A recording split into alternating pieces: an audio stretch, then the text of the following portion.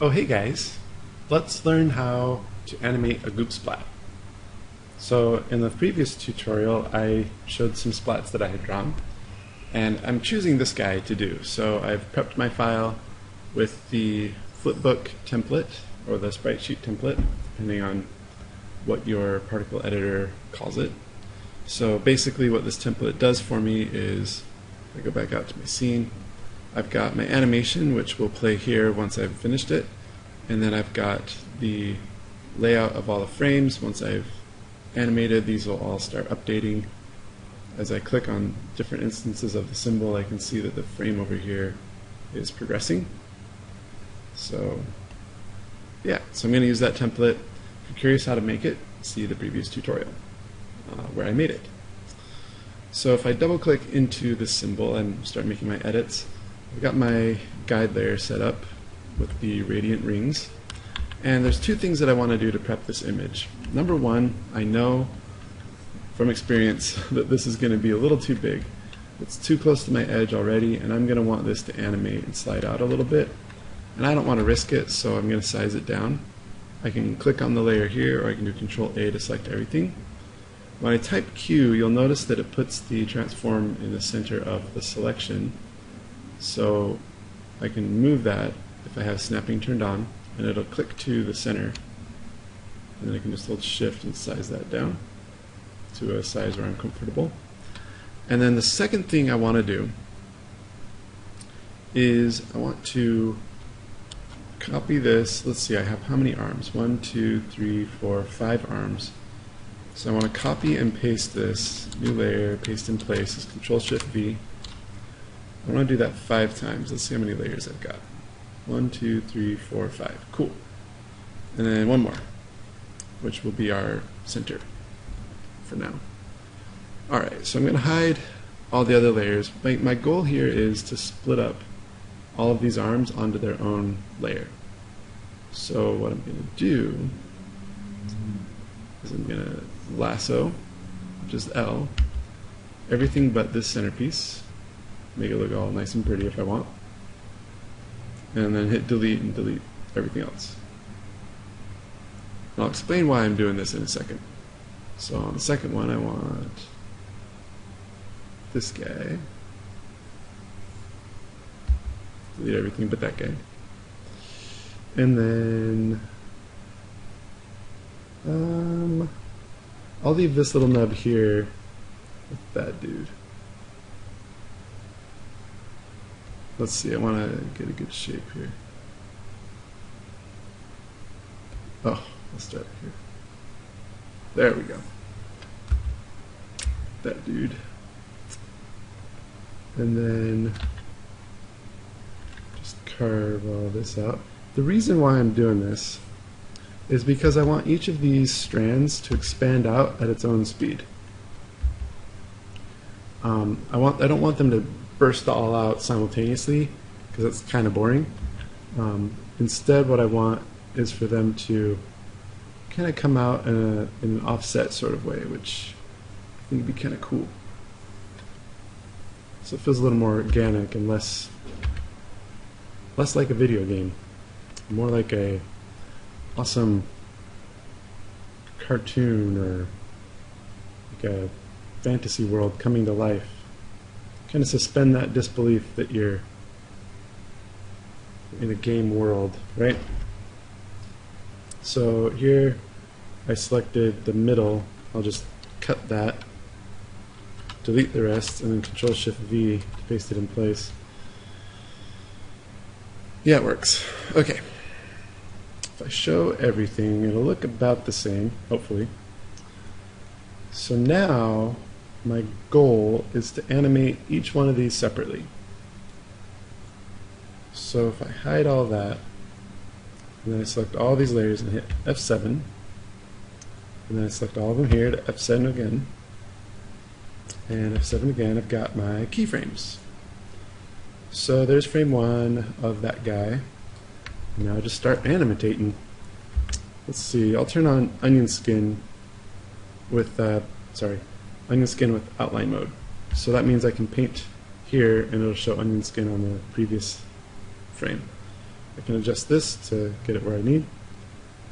And so let's see, so that's where it's full burst. Now how long I keep it stuck together is going to determine how goopy it feels. So I want this to feel really goopy. Notice that this ridge is sliding forward, this tip is moving outward, but then this dip here is sliding in. What that's going to make it feel like is that it's tightening in together and bunching up on itself, which is exactly what Goop should be doing. And we can slide this out. So you could have it move like a wave, like that, where, you know, one frame it's like that, and then on the next frame it's like that. What's fun with Goop is where if it's like that on one frame, then it's like that on another frame. So it kind of slides along itself. So I'm going to go for that kind of feeling right here, where this is just going to like slide out.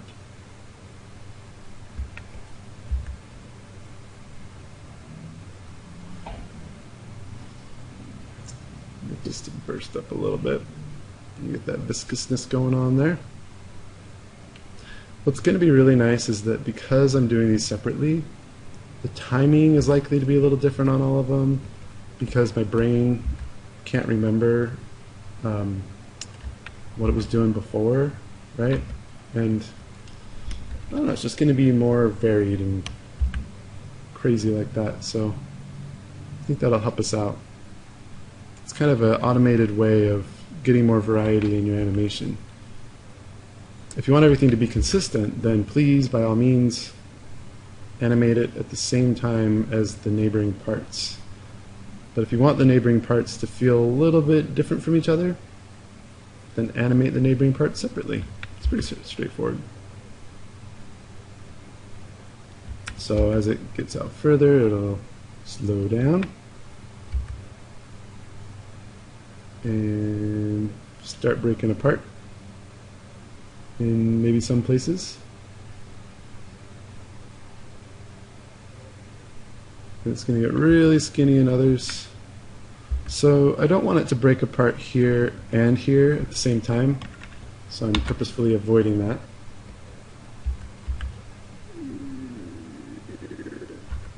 Keep one of them together. Fill in the gaps. Okay, I don't think it's getting thin enough. It's not meeting my standards of thinness here. That's definitely too thick. Always check your work. Make sure it's like, yeah, that's not working for me. Just erasing and using the brush tool here. Pretty straightforward. And I don't like how this is coming in on both sides. There's a lot of things I don't like about this. Keep one edge moving outward. Yeah, that feels better. Now it's like kind of, you know, wobbling out, and that feels good.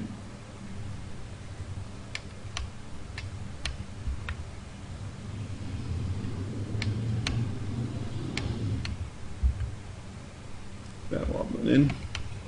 There we go. No, there we don't go. I don't like it. Go.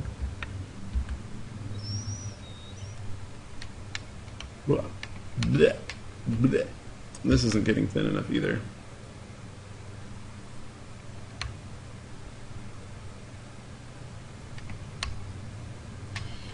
Come back on the slime.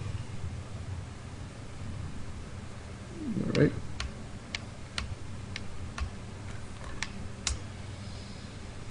Yeah, that one's okay.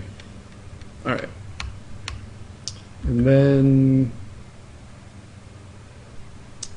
we get the truly broken up goop. We'll just leave like little remnants here and there.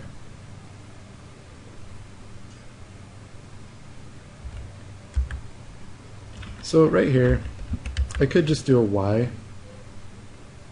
like that, but that's boring, right? Because that is about as long as that, which is about as long as that, and you want to avoid that. So instead of doing that awful, terrible thing, just make like a little bump here, and then like a medium size there with a long one down here. And you'll be happier about it. And that's a good thing. By now the speed has really moved down. In fact, I think this has been moving too far, because this is like the apex. This is like, boom, it really exploded. So I don't think it should be moving this far. I mean, if you look at that, it should really slow down. Maybe this one can move a little further because it's bigger, has more momentum perhaps. But by this frame for sure, it should not be moving that far. Erase that guy way down. Let's do, where are you going, buddy? Get back here. That's right. That's gonna be fun, but there we go. So by this frame, I'll turn the outline back off.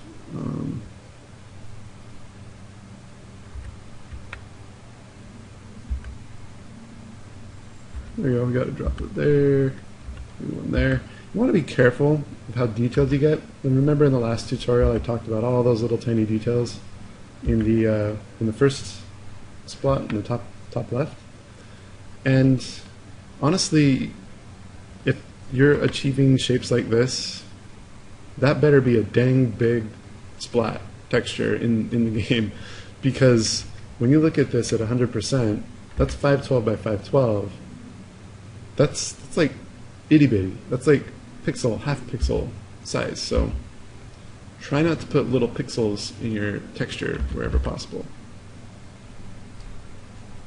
You'll be glad that you left it out. So I'll turn off onion skin so I can check my shape. Okay, it feels, you know, like samey, right? These three are kind of the same, so maybe just get rid of one of them. I don't know. Seems unnecessary, right? Feels better. Oh, this guy and that guy are kind of the same. I don't know. This feels kind of bleh. Maybe I'll make this guy come up here. Yeah, less same. Less same is good. Alright, let's do another arm. First, let's check that animation. Cur splat. So we got one of our arms splattering outward.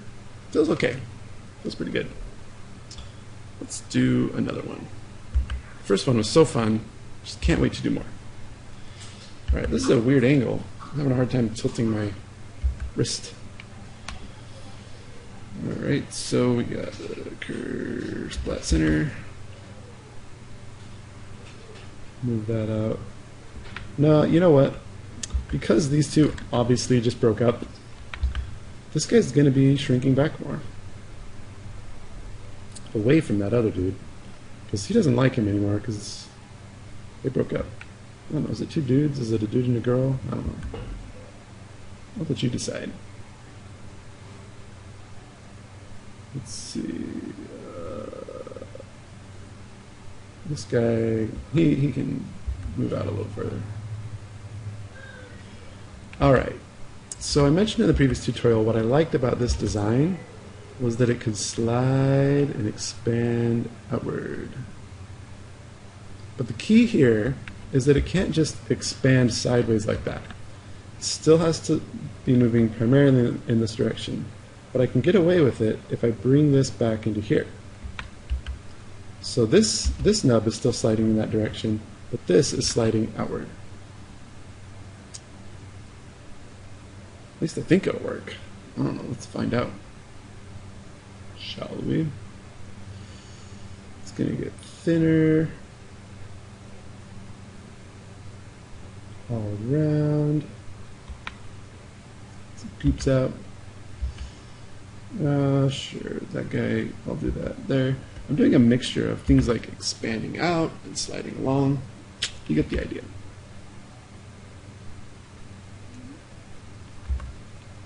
You don't want every shape to move the same way. That's kind of the running theme in this tutorial, is that your shapes ought to feel varied. Okay, so rather than just sliding this up like I did that first time, like that, I want to like I want it to have a little bit of forward momentum, but mostly I want it to squish. So just move it forward the tiniest bit and have it squish into itself, like it's contracting. There we go. Yeah. Yeah! So this is going to slow way down now. Slow down now.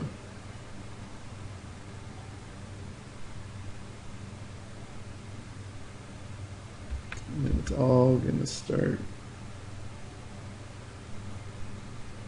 You know, because there's such a difference in these, like this guy's moving so slow and this one's moving so fast, maybe they broke up a little sooner.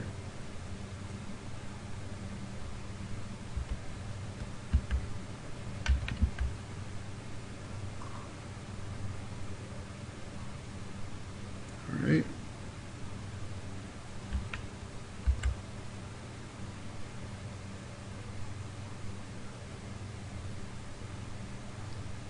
Comes up here. This is going to get absorbed in because it's viscous. It wouldn't make sense for it, once it's moving slow at least, to go from that to that. It would make more sense to go to something more like that, where it's like being absorbed back into the mother shape. So I'm going to absorb it into the mother shape there. Remember guys, don't turn that brain off. Every step of the way you got to be thinking, okay, what would real goo do? What would goo do if goo were goo? Doesn't really make sense, but you know what I mean. Right. And this guy's going to continue to contract.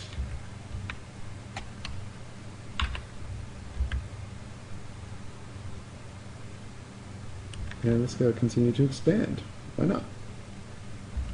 Expansion!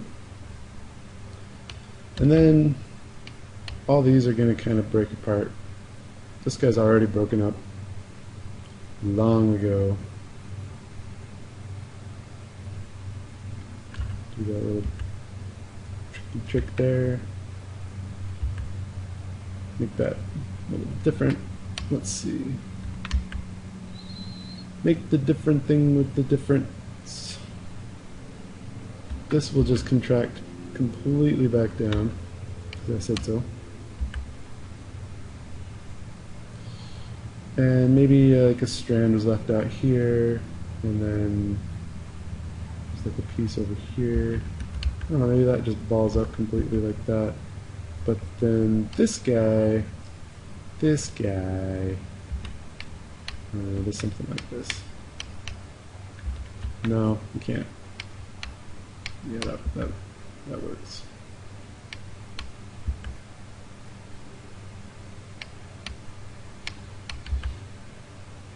No, that doesn't work as a ball, because this other one's going to be a ball, and that would be 3 balls right by each other, and that would look funny.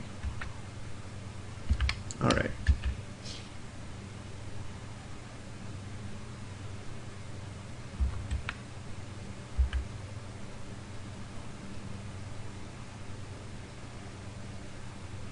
Alright, and then bring that into there, and this center is going to look really goofy by the time I'm done. I've accepted that now. Totally fine with that. Okay, so I got 2 shapes going. Alright, let's get another. Let's get another, boys. Alright. This one's pretty straightforward. It literally just kind of goes straight. And that's how I want it to feel. Like it's faster moving, like it's all kind of sliding out and stretching just a little bit. But I want this one to be the one that's like keeping that momentum going, and it'll add some nice variety as opposed to the other ones that just kind of slowed down right away. So I'm blunting out that shape, which I don't want to do, so I'll slip it back. shape shouldn't get bigger. Watch to make sure that your shapes aren't growing and shrinking unnecessarily. If it's growing, it should be because you wanted it to grow, not because you accidentally drew it too big.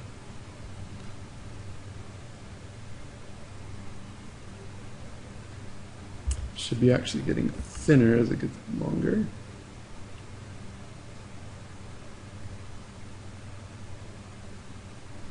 This guy will slow down a little bit sooner.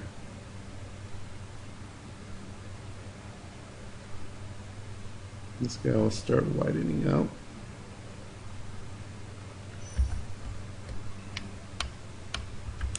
And then this guy will finally slow down at the very end.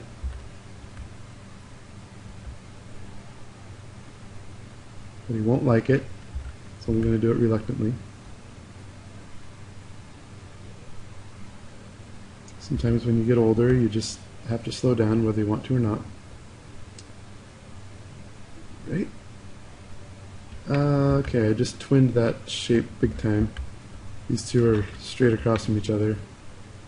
So let's not do that. Let's do a broken up shape in there. And then blunt that out so that it's not twinning right there as well. Okay, so we can see some variety going on in that shape. Get on the right layer. This guy's going to do the same thing that his counterpart did, where this shrinks down and then the middle part bunches up. That's a fun negative shape on the outside there.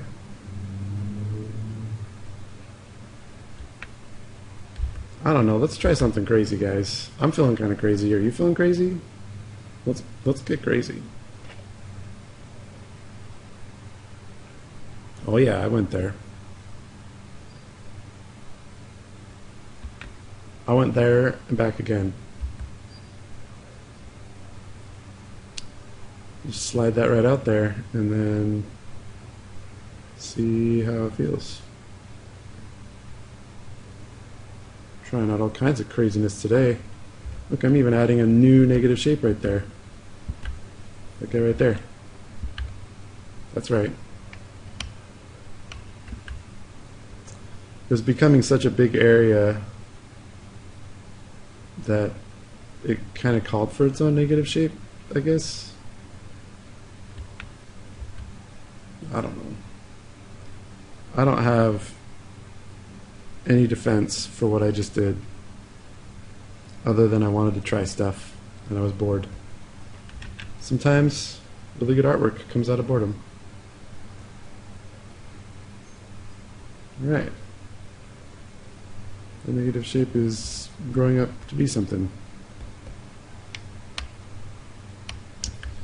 And then it takes some practice, honestly, timing it so that by this frame you're ready to kill shapes off. I mean, sometimes it's hard to kill a shape, but you gotta be ready for it when the time comes. It's a lesson for life. Right, this goes round. I have no idea. Sure, why not? That middle is, I'm seriously telling you guys right now, it's prophecy time. I'm going to be throwing away a lot of the work I did on the middle. That's okay. Oh, doesn't look that bad. It's scooping out. Look, I went crazy and it doesn't even look that crazy. Kind of anticlimactic. How about that? Alright, so we got this in here. You know, I may not even use that middle shape that I preserved, because it seems like these guys kind of fill in the middle nicely. But we'll see. We shall see. I don't know, maybe this is like... So this guy's got two of these negative shapes, which is kind of fun. Maybe they just kind of like get married. I mean, all these other shapes are breaking up. Maybe these guys, you know, they're compatible. They like each other. They can make it work long term. They're going to commit. You know what I mean?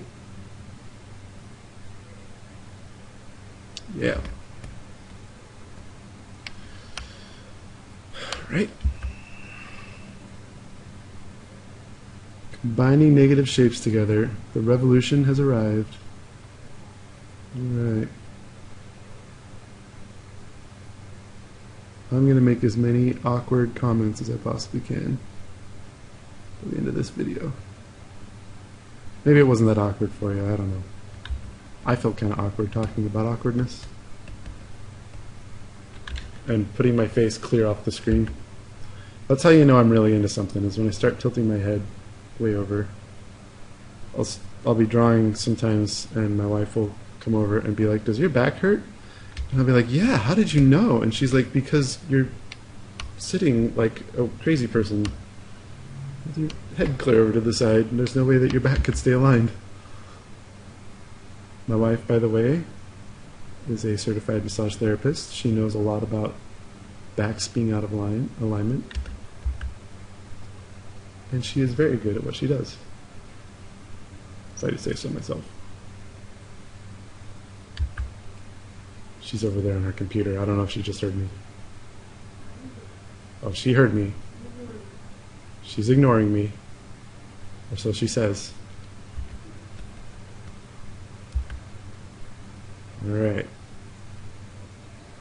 My wife and I are two negative shapes that combine, and I'm glad we did.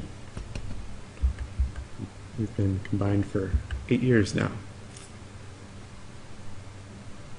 Alright. There we go. Oh, that's supposed to be the frame it dies on. Oops. Oh well, good enough. So we got some stuff. This is stuff going on. Gosh, I don't know. How long has it been recording for? 26 minutes? Yeah, that's probably long enough for one tutorial. In the next tutorial, I'm going to play around with the timing on these guys. I might cheat a little bit and try some stuff out before I actually start recording. So,